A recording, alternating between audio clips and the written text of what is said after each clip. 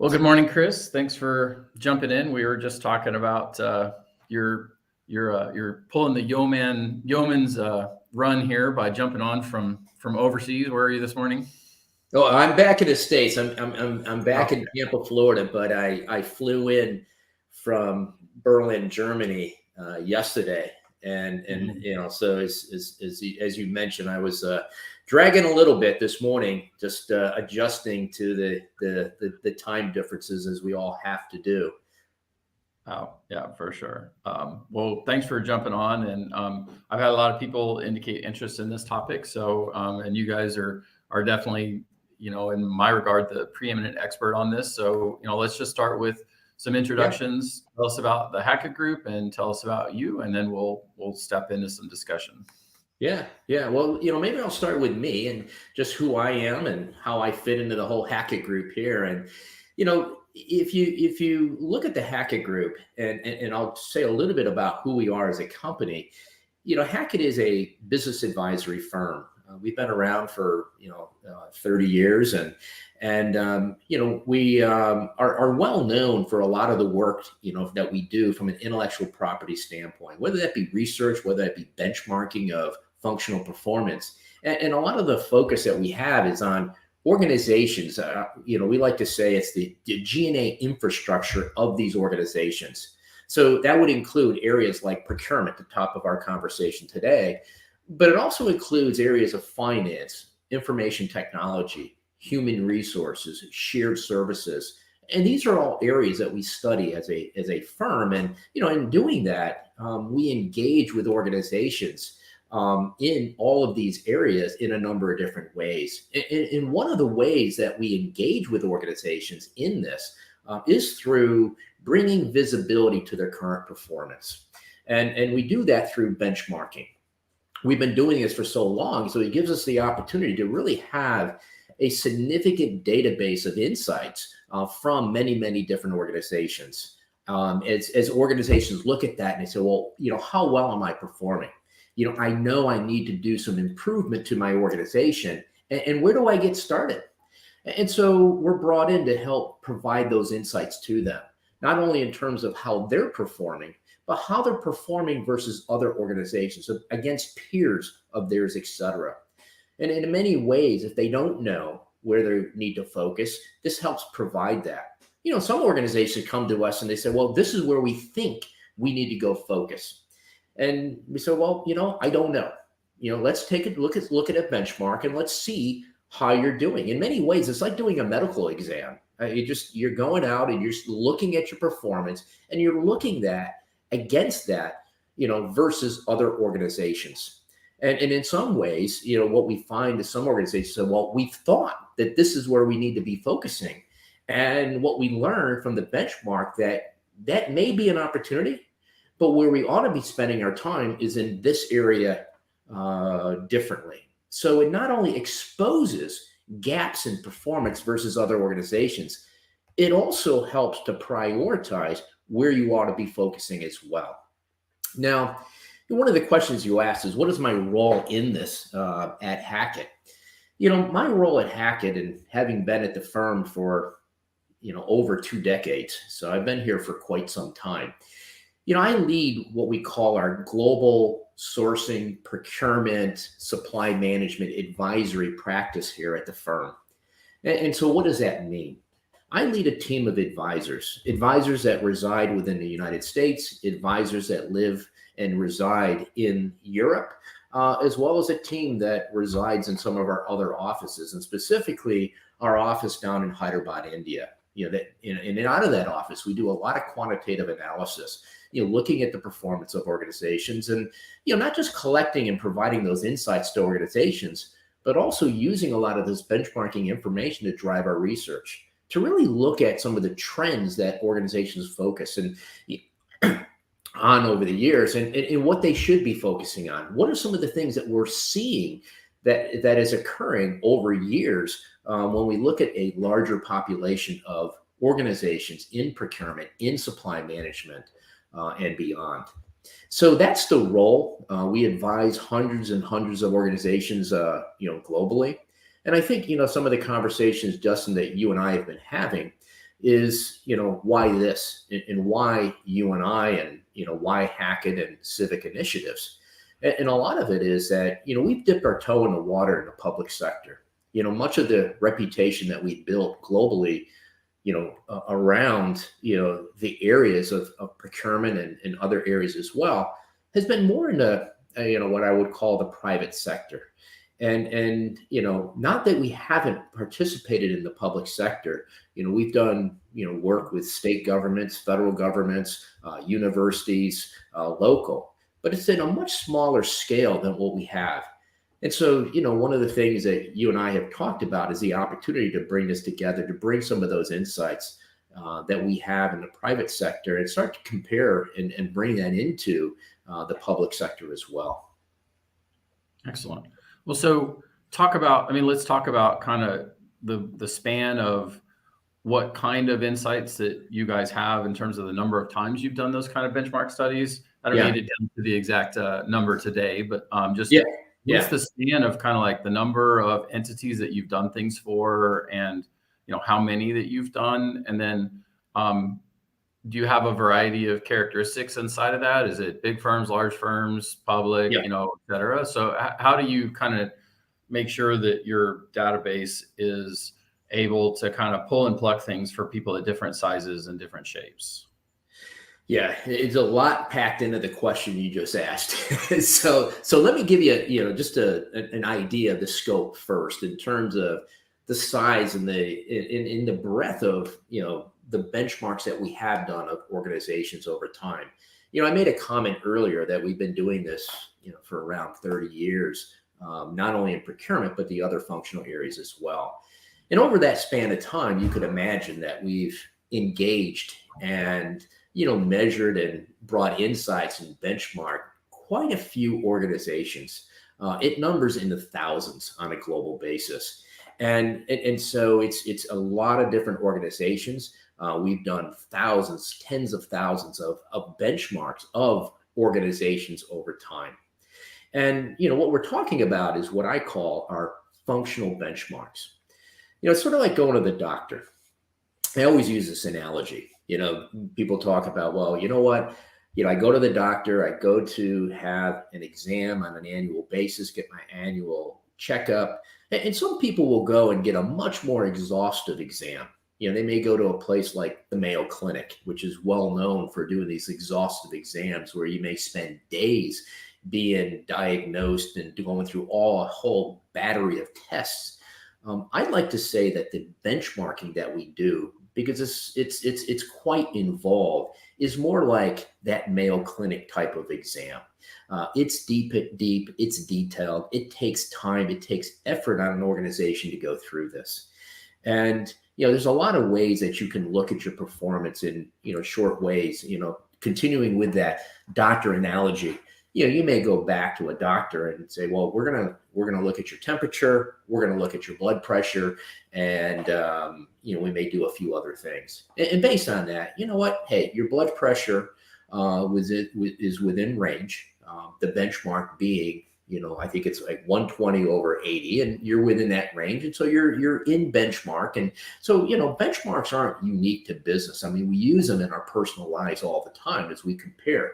Benchmarks become, if you're into sports and you're a runner, I'm a runner, I'm a swimmer, not as much anymore, I'm not competing, but there was benchmarks, there's records that you were trying to, compare your performance against, or even just the performance that you had in the past. And so these benchmarks are formed, in a lot of the things that we do in our personal lives, from health to sports, et cetera, but also in business. And that's really what we're trying to do, is bring that, kind of yardstick. And I think, as you look at that, it's important to understand. I mean, I made a comment that 30 years ago, we have been doing these benchmarks and started doing them. If you look at the performance of organizations today, the benchmarks that we utilized and were utilizing back, say, 30 years ago are no longer relevant. Performance continues to change. And that's why you continuously have to refresh the data that you're bringing into the benchmark, because performance is continuing to improve. Organizations aren't marking time. they're improving what they do. Why? Because they want to be more competitive. They want to be more cost effective in what they're doing. They want to be more, bring more value to the organizations that they're part of. And benchmarking is one way to expose those areas where they can go do it. And so when you look at our database, it is large if you look at it over this longer period of time. But today, we're not using the data that we collected back 30 years ago. We may use that for research and look at how things have trended and how things have improved, over a period of time.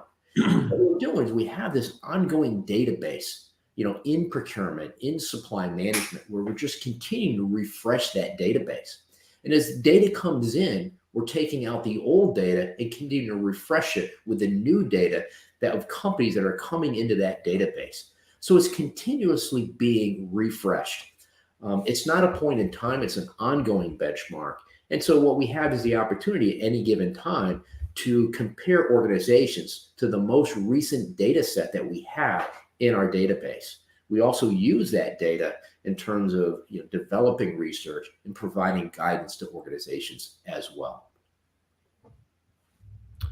So I wrote an article yesterday talking about how when Civic has historically done benchmarking exercises, we try to tie it to guiding principles because we feel like there's a natural tendency sometimes that an organization, maybe they aren't doing any benchmarking and then they overload themselves with benchmarking. And so then the thing kind of falls in on itself because people don't know why we're measuring certain things. So, Civic, from having done a lot of general assessment reviews, tends to look at the guiding principle conversation about efficiency, quality, and stewardship. So efficiency, the ability to move things along so that agencies can meet their missions, quality, getting good outcomes while we're doing it, and then stewardship, recognizing that these are public dollars and we need to treat them in a particular way since they're different than private dollars. And so then we have Civic has historically, identified certain specific kind of benchmarks that associate with being able to say, where are we against these kind of guiding principles?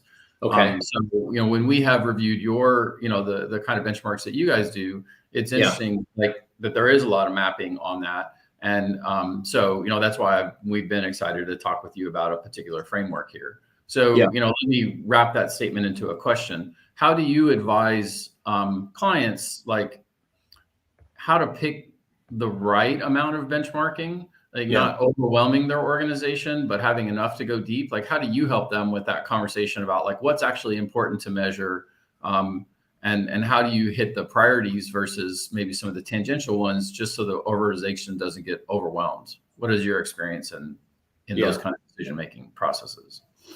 Well, I think I'll go back to the analogy I provided around going to a doctor. A lot of times, we'll go once a year and they'll do some tests. They'll do as I mentioned, the blood pressure, they'll check your temperature, they'll check a few different things. And, maybe they'll even do some blood work. They'll just do an initial blood work, do a CBC and just check, sort of the normal levels. And unless there's gaps that they find or things that are, not necessarily normal in doing that, they typically don't go any further. And so in some ways you can look at the benchmark, and your question was, how do you not overwhelm an organization? If it's sort of like the checkup that you're doing, I think you start, keep it at a high level and say, if I'm a procurement organization, one of the things that I might be looking at is, my delivery of value to the organization. Savings, for example, it's one of the most common measures that procurement organizations look at, because their enterprises are saying, are we getting best value for the relationships that we have with suppliers in the marketplace, for our organization, for our customers, for the people that we serve, et cetera. And so one way to determine that is, do benchmarking. And then you can do that and say, yes, we are. And as long as we are, then you say, we're probably doing a pretty decent job. Now, sometimes and sit there and say, well, those things aren't necessarily aligned. I'm not, the speed by which we're doing things, the cost that is, it's costing us to do certain things.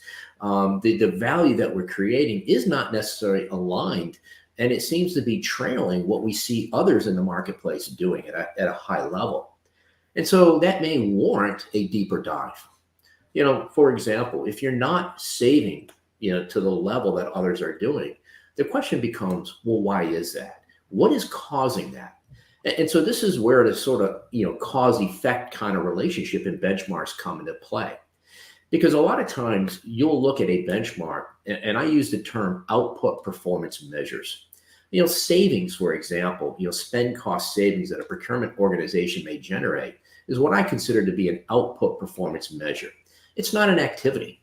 Now, there are activities that we do that drive those savings higher, but that activity, the savings is not an activity in and of itself. It just tells you how well you're doing. So then the question becomes is, why is that? If my savings aren't to the level of other peers of mine, why is that happening? Well, it could be that you don't have enough people sourcing. You're not going to market enough times, comparatively versus others. You may not be using the same type of technology that others are using. An example of some technology some organizations use are auctions. They may use electronic auctions in actually going out and creating more transparency in the marketplace to drive and generate higher degrees of savings for the organization because they create a lot more competition. So these may be some of the practices that you find out that those organizations that have higher savings, they're doing these types of things. So one of the things that we want to uncover in the benchmarks is understanding what are the practices. One of the things that we have the opportunity to do is really look at who are the top performers. And as part of that, we use a term called digital world-class or world-class performers. And these are organizations not dependent on industry, et cetera. They just perform very well. They are much more efficient. They are much more effective than everybody else. And one of the things that we do in our research as we're collecting all of this information is to understand why. If we have a population of organizations that from an output performance, they deliver more value, they do it in a much more cost-effective way, then what are they doing different than everybody else? And those things that they do different, you can highlight those as practices. So, to your point going forward, do I need to go through a full and get all of this data? Sometimes that's required. Many times an organization will say, I have a new leader coming in, a new head of procurement. And that leader just says, you know what? I don't know what's been done. I just want to get a good understanding of the performance of my organization. And so they may highlight the fact that they want to do a benchmark, a comprehensive benchmark to get a full understanding as to where they are. You may have another leader who's been going through a lot of transformation in the organization, making a lot of change. They say, hey, you know what? I've been doing all of this. Let's see how we compare. I know we've improved internally, but how are we improving, versus the external world, the peers that are out there? Because even if you're performing and improving your performance by 5% per year, if the rest of the world is improving by 10%, then you're getting done. And the only way to bring that visibility is to have that external perspective included in what you're actually doing. So let's dig down like one layer. We'll put you on the spotlight, and actually we'll dig into. I'll start with one that you just said, right, which is like how many solicitation events should I be doing? And that's kind of a corollary to probably the number one question that we get when we are in these kind of things, which is how many purchasing agents do I need to have based on the amount of spend, or how much should a buyer or a purchasing agent be able to be expected to do in a period of time? And you sort of you referenced that indirectly just then, right? Which is, do I even have enough people sourcing? And it's a very common question because a lot of times procurement officers, they may feel intuitively that they should have more people. Of course, more people on a situation where the process is broken doesn't necessarily solve the problem. So, any conversation about new people has to come with the question of, do we have a process that is set up to actually allow for throughput? But putting that aside for a second, assuming that the governance will allow throughput, how have you seen clients try to determine, how many people should I have? Like what can benchmarking do to help answer a question that is based on math and not based on intuition?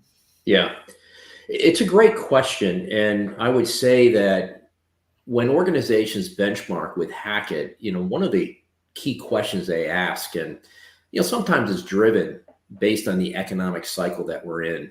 And, with the current economic cycle, the focus on cost, the focus on margins within organizations, there's a lot of focus on the costs. It's a little bit more difficult economic cycle right now. And we don't know exactly where this is all going to play out over the next 6 months or so. But, what organizations are looking at is, do I have the right investments in place? And when you think about a supply management or procurement organization, there are several areas that you invest in that organization to provide services, to create a capability as an organization. One of those is labor. It's the number of people that you have, performing all of the activities that a sourcing or procurement organization, conduct as an organization. Some organizations use third parties. They may outsource a piece. That's not as common within the private sector, but more common within the public sector. And so that becomes an investment as well. They may invest in technology and say, we're not going to do this all manually. We're going to use technology to help us do this more effectively. And there's lots of different technology solutions. We've certainly seen an acceleration in what we call digital transformation, or the utilization of digital technologies within the environment. So there are a number of different areas that make up the overall investment and cost of that function. But the biggest piece is the labor itself, at least today. That may change, and it continues to change. We see and have seen over time is that more reliance on technology than on labor. We call it sort of the labor for technology swap that we see within organizations. That organizations, as they continue to evolve their organizations over time, there's more swapping out of labor for technology investments. And so you're seeing this drive to a much more efficient organization in terms of its dependency on the labor itself. And in some cases, it just frees up that labor to do other types of activities. So if I look at my organization, and I was a leader of a procurement organization, I said, well, let me take a look at that overall organization and see, if I look at the overall number of folks in it, is the number of folks that I have performing procurement activity, at a level that it should be at? And the first thing you want to do is to understand that what drives much of the number of folks that you have is the amount of spend that you have as an organization. So an organization may say, well, our organization has, 1 billion in third-party spend with suppliers. And so the question then you ask is, well, how many people do you have in procurement to do all of that procurement activity to engage with that $1 billion worth of spend? Some organizations will say I have 10 billion. Others will say I have $500 million. Some will say I have 100 million. So what you want to do is make sure you normalize that. And what Hackett does is we normalize based on $1 billion of spend. So an organization may have 2 billion. But if we split that in half, so what is your number of FTEs, full-time equivalents? You can look at that as staff to help you support that overall $1 billion in spend. By doing that, that gives us the ability to normalize our data, to compare it against other organizations. The other thing that we're doing is not just normalizing the data to $1 billion of spend, we're also looking at it by industry. And so we will look at it overall, but we'll also look at, other organizations that are more similar to you. Either it could be your industry, it could be the complexity of your organization, it could be the fact that I'm in the private sector and we have a lot of regulations that we have to deal with, et cetera. And these things cause, effort, which drives up. And so if you have some of those things that are, that are typical of your industry that you can't control, then that's where we want to form a peer group around to compare that and compare you against those. So I'm gonna go a little bit further because I want to help you understand that. Let's say I go out, like going to the doctor, and the doctor says, we looked at your weight for your size, your height and age, etc. And you're a bit heavier than what we would look at as sort of a benchmark for your height, etc. Same thing with the benchmark. We go out and we might come back to you and say, what we normally see are 50 FTEs or staff doing this set of procurement activity. Because what we want to do, one of the things is just also normalize that we're comparing apples to apples, that the organizations that we're comparing against are doing the same amount of activity. If there are activities that other organizations are doing that you're not doing, then we want to remove that from the comparators. We also want to do is, like, if there are activities that you're doing that we don't consider to be a procurement activity, we want to remove it from your numbers. So we want to ensure we have this apples to apples comparisons between organizations.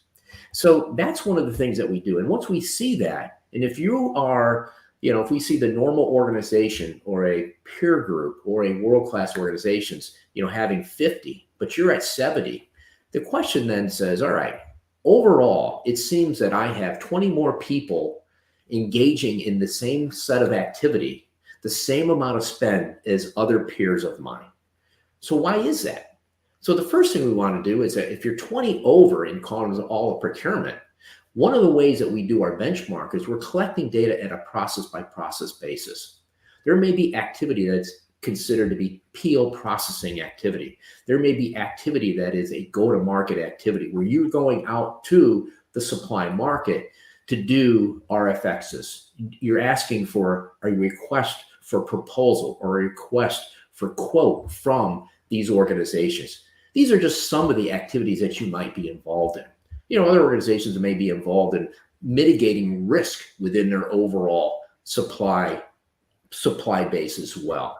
But these are all those activities. And so the next thing we want to do is, because we're collecting the data at a process by process basis, we can look at it overall, but we can also understand, here are other organizations in terms of those 50 FTEs, how many are allocated to doing sourcing execution, going to market, doing an RFX, an RFP or an RFQ with a population. How many of those are allocated to that type of work versus doing PO processing versus trying to mitigate risk, etc. And so we can look at that level. So you may be 20 over, but when we look at it on a process by process basis, what we might find is that you're actually in line in all of these processes with the exception of sourcing execution. There, you're much higher than everybody else. So once we diagnose and we understand where that is occurring, the next question becomes is, well, why is it? Why am I have so many more people in sourcing execution, going to market, doing RFPs and RFQs, et cetera, versus everybody else? And that's when we start to explore. We start looking at some of the things, Dustin, you were saying before. What is my productivity? Am I technology enabled? Maybe what I see in those other organizations there in that particular process, they have much more technology involved. And so they're much more productive as an organization. So what we do is we continue to peel back the onion to isolate what is causing that overall gap that we're seeing at a higher level. And that's really the purpose of the benchmark, is to really help to isolate where those gaps exist. And not only that, if you were to fix them, what kind of opportunity might you create for your organization?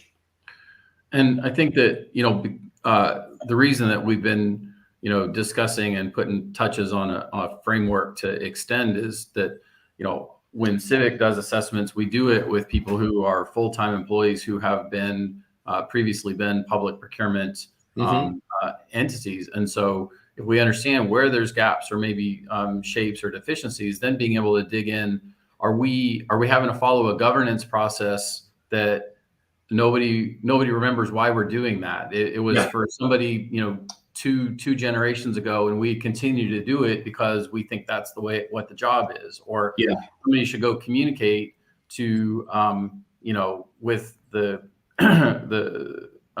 the political leadership that this particular type of review is redundant for a review that's happening over there, and it's adding no value, but it's creating time. So the benchmark can potentially point to and articulate a reason for change, because sometimes it's very hard to make, for example, if the issue is poorly shaped governance or poorly timed governance, the only way to make that retreat is with not by saying, I don't want to do that anymore, but I want to say yes to something that's more important, whether that's supply chain resilience or achieving our vendor goals or any number of things. And so math is very helpful to move things that are stubborn to move, which is, I think, an exciting opportunity. Yeah, and I think you a great point, because sometimes it's very difficult for organizations to move forward. Maybe they see that there's opportunities, and you use the term, and organizations use the term business case. How do I create a business case for change? And benchmarks can certainly provide a lot of the data in a quantifiable way to help with creating those business cases for change. And because a lot of times when we create a business case, it's because we want to make an investment. And today, a lot of those investments have been in terms of technology platforms. And so as enterprises, as organizations evaluate, I have an opportunity here in procurement to invest in a technology platform. Maybe it's an e-procurement solution versus investing something in another part of the organization. I have to make decisions. I only have so much capital to allocate to these various different areas. And so procurement has to be able to create that business case to highlight, not only, what is the cost going to be, but what is the impact? And if I was to improve, to a certain level, what kind of impact might that have on our enterprise? And that's where benchmarks can really help. If I was to get to this digital world-class performance, I understand that I will do these types of things, but let me look at how they are performing. What value are they creating for the organizations? And so it becomes a very good way to help support these business cases that we have to put together to make the investments within our enterprises to continue to improve them, to drive the kind of, the value that our enterprises want out of them. And so it really helps to support those types of questions that we should be getting when we ask for, these types of investments. So I'll note that if anyone who's watching wants to ask a question, that is possible. You just drop a comment into the chat that you're listening to. So I have one more kind of use case opportunity question, and then let me ask a look forward question. So I'll say I talk about this stuff a lot. You actually taught me something new a second ago when you were talking about reverse auctions, because I've always thought of, I'm very aware of reverse auctions, of course. I've always thought of them as a particular way to go to market for a particular space, but I hadn't really ever considered them as a way to do more sourcing events, which I'll have to rethink my opinion on all that based on that comment. But the other, I mentioned one comment that we get a lot, which is how many people should I have? The other comment that is pretty ubiquitous almost anytime that we're in a shop is how long should this take, right? Like how long should an RFP take? How long should a P card transaction take? How long should a reverse auction take? How long should a 3 phone call bid take? And so, sort of inherently tied to the question about how many people I have is, what should the throughput of the office be based on the people that I have? And if the way that we're going to market, you commonly hear people walk in and say, oh, I don't want to do an RFP because in my organization, it takes 2 years to do an RFP. Well, why does it take 2 years to do an RFP? Is it because we haven't trained the end user on how to sufficiently create a requirement elicitation activity and actually give us the requirements? Is it that we have strangled ourselves with governance on the ability to actually release an RFP? Is it that we're putting out RFPs that are so convoluted that we get drowned in question and answer periods and we have to pull them back? Are we having protests because we didn't go to market with a good document? There's a lot of things that can fall into the how long things should take. So So how can benchmarking help not necessarily solve the problem to your diagnosis point you made a couple of times, but actually, help people say on the common channels through which we can do work, what is a good way to say this should take the X? And so therefore, if it's not taking X, we're not necessarily going to get there tomorrow, but these are the areas we ought to put more, we ought to do more sourcing events through this channel, or we need to fix that channel or whatever. So how long should something take is probably the second most common question that we get when we're in assessments. Yeah. And we use the term, how long it should take as a cycle time. And you can look at cycle times in regards to what I would consider to be more transactional processes. Once you actually have the ability to move forward, with a particular supplier, I mean, there's a process around creating a PO and, putting that out and, to them that, here's our agreement that, we're going to go through, and then they, go through that whole process. And there's a cycle time to doing that whole PO processing activity. And so we measure those types of activities. You mentioned going to market, going out, doing an event, soliciting the market, for a particular area, for a particular need that the organization has. And, that takes time. So one of the things that you want to do is say, hey, we go out to market. We know our costs may be higher. Maybe it's the fact that, we're just not delivering a lot of value. So there may be things that are giving you a suspicion that maybe there are underlying challenges or issues within our organization that is causing these higher level gaps in terms of how we're performing versus other organizations. It could be in savings, other areas. But one of the things is cycle time.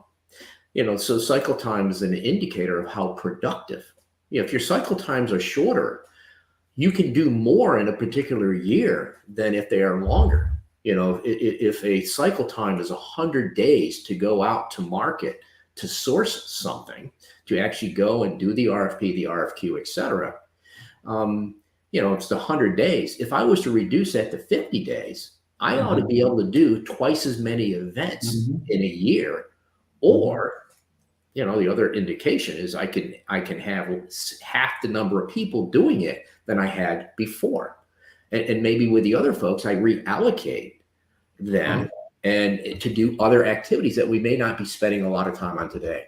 Maybe you're not spending a lot of time on risk management as an organization, or on things that have to do with social responsibility of the organization, the diversification of your supply base, the sustainability of your supply base.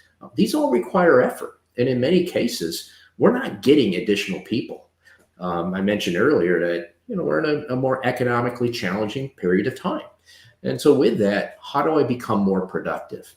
And so when you look at sourcing cycle times, we do look at the number of days. We're actually looking at it in business days.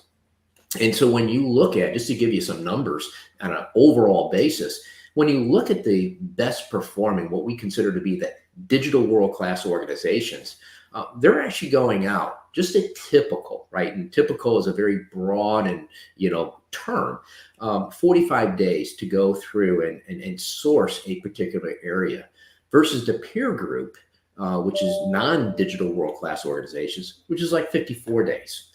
So you see a gap there, roughly 25% improvement. And so the question always becomes is, well, if I look at these digital world-class organizations, they're saving more money. They're doing it in a much more efficient basis. They get less people driving more value. How are they doing it? And they also have cycle times. That's one of the indicators. They say, well, they're faster. Their cycle times are shorter. And then the question below that is, well, how are they doing it in such a quicker way? And Dustin, you mentioned a whole lot of different types of things that could be causing that. It could be the fact that, there's a lot of approvals. Maybe there's just too many approvals that are necessary. And that's going to vary between private and public organizations. In the private sector, there's a lot more flexibility in terms of the approvals that you can go through, which may not be the case in the public sector. It could be the lack of technology to do this, where it's very manual. It could be the fact that the way that we're going to market is, from a speed standpoint, maybe there's, it's not only the technology, but, maybe we're not, exposing the market to, or going out to all of the various areas. Maybe we're not leveraging the suppliers that we have because we don't have, already, and we're not necessarily, we're going to market in cases that we don't need to go to market. Maybe we have a one size fits all, that every time we go to market, we use the same technique. A lot of times in the private sector, and again, I know there are constraints in the public sector, but there are things to say, well, what's the level of risk in a particular area? If the risk is low, do we have to go through all of the same evaluation criteria as we do if the risk is very high? The answer is no. So the idea of creating sourcing processes that are much more fit for function or fit for purpose becomes an opportunity for a lot of these organizations to reduce those cycle times, to reduce the amount of effort, and to ultimately drive higher productivity and higher value to the organization. Well, I mean, exactly. And, coming back again to some of the value that Civic, I think, can bring in some of these conversations is, we have folks who've done a lot of different kinds of procurement events, and we really value and emphasize having a lot of tools in the toolkit. So when you're looking at those kind of cycle times, like one of my kind of cliche stories is around doing category management is if we're doing 100 catering solicitation requests a year for, have I lost my video, by the way, or am I still here? I see you, Dustin. Okay. So, so, if we're doing 100 catering phone calls a quarter and it's to the 4 same companies, why can't we create a master contract? Why can't we think about doing a task order style solicitation? And sometimes procurement shops just simply haven't had exposure to all the tools in the toolkit, or they haven't felt strategically enabled to go use some of the tools in the toolkit to do different kinds of things. And so it's a blend of knowing here's how things should take, and then being able to apply some creative thought against how do we make it be in that zone. So let me ask a forward question, and in doing so, maybe kind of reflect a little bit on the vibrancy of your database. So, Civic has a lot. We're fortunate to have clients across the country, large and small, and benchmarking comes up a lot. And so, we have sought to, really establish a logical repeating framework with you, because I think in addition to leveraging the data that you may already have, if we can assemble a good set of public sector clients who want to do benchmarking, we can add to and extend your database. So the ability to say, here's the benchmarking that exists today, and let's really have a solid for-purpose public sector framework. So I assume every time that you guys do a benchmark, you're adding to and you're seeking to learn and you're seeking to evolve the way that the database works. And the methodology that you have is transcendent across a lot of the opportunities. So if we were to say, let's extend this framework to really, further add and extend the value that the Hackett data set already has with a new refreshed set of public sector information, like how that adds value to every person that comes after that. Yeah. Well, it's like anything. You're continuing to your point. I mean, you're always adding to that. So you're gaining additional insights. And in this case, data is the insights that continues to grow. We're in a very interesting period of time. And I think one of the things that, a lot of folks are investigating are some of the new technologies that require data. And I'm going to use this as a bit of an analogy to what we're talking about here. One of the hyped up areas and very focused, I don't want to use the term too much hype, because I do believe it's very real, is the whole focus on generative AI and just AI in and of itself. AI and the fuel to allow generative AI to work really well is the data that it has access to. And so anything that we do going forward, and what we're finding is that we're understanding that data is really the fuel for a lot of the things that we want to go do. And it can have a big impact on our organization. So companies today are saying, well, if I want to do these types of things, I got to have access to more data. And I'm going to use that as an analogy and come back to the benchmarking. One of the comments you said is that as organizations continue to participate in it, the database grows. And that's something that we've learned over many, many years, 30, plus years in doing benchmarking, that asset, that database becomes very, very valuable.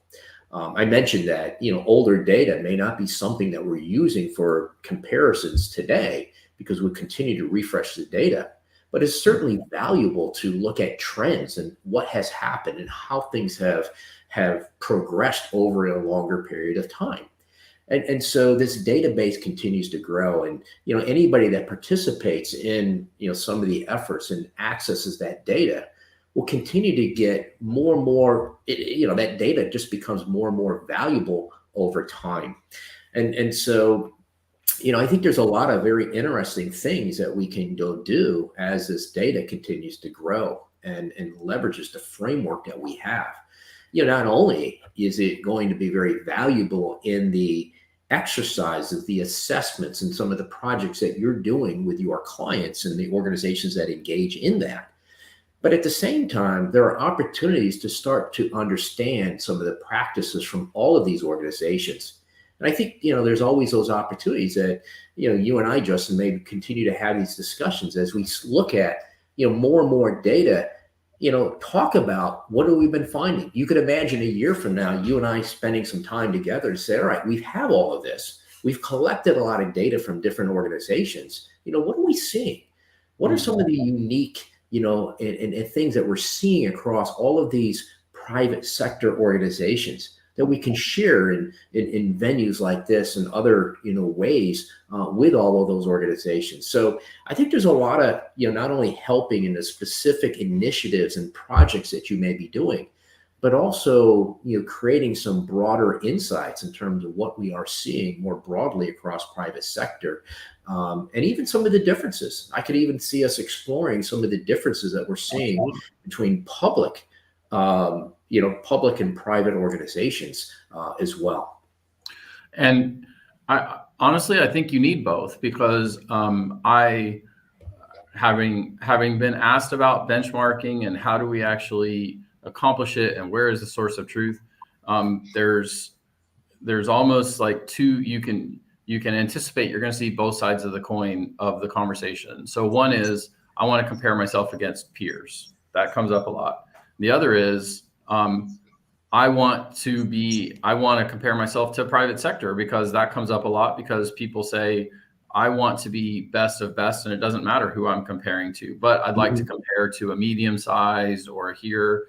And with the breadth that you guys have and the methodology that you've built, I think there's a great opportunity to answer both of those questions with a full throat, which is the ability to compare to global digital best leaders is available. The ability to down select and to focus on public sector, the ability to work a common project with multiple people in public sector in order to generate new and refresh information. All of those things are possible within the methodology and the data set that Hackett built over decades.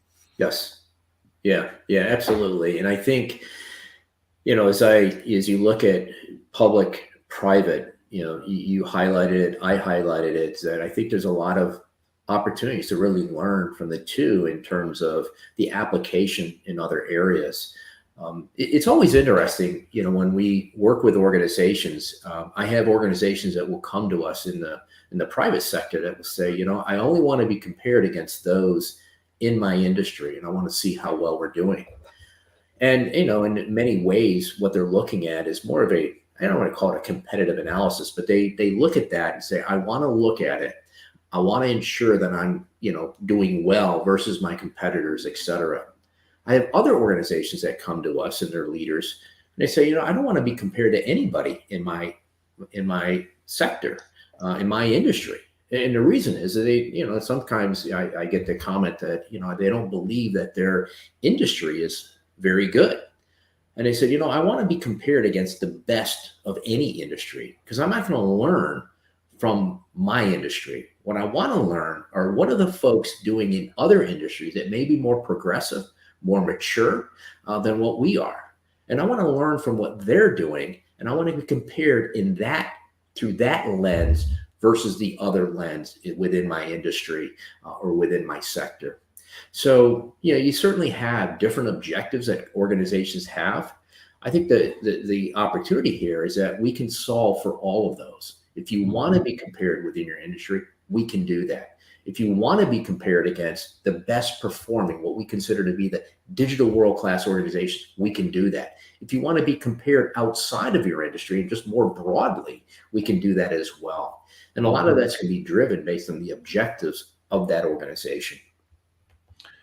Well, Chris, thanks for making time and fighting the jet lag bug Yeah. And I didn't see you raise a coffee cup once. I was tempted to, but I did. You might have missed it, but no, I needed coffee. Yeah. But we've already had an opportunity to test this framework with a client recently, where we used Hackett information embedded into one of our assessments. I think there's a lot of great opportunity ahead on sort of gilding or creating the glide path on that work and being able to extend it and do some great things together. So I think it's really exciting to get to learn, the people who maybe are in my content sphere to be able to hear what Hackett does a little bit more and the opportunity. And then I look forward to continuing to explore that and develop that out with you in the near future. Absolutely. We are absolutely looking forward to it, Dustin. And, it's, like I said, we're just getting started right now. And I think if we were sitting here, and we'll be sitting here a year from now, 2 years from now, looking back, we're going to have a lot of very interesting insights to have discussions around and share some of our perspectives. Excellent. Well, great. Well, thanks, everybody. This will be on demand here in this video. If you are watching it, you want to share it with somebody, and then I will take this over to the podcast as well and look for more information on this in the future. So thanks again, Chris, and everybody have a great day. Thank you. Bye-bye.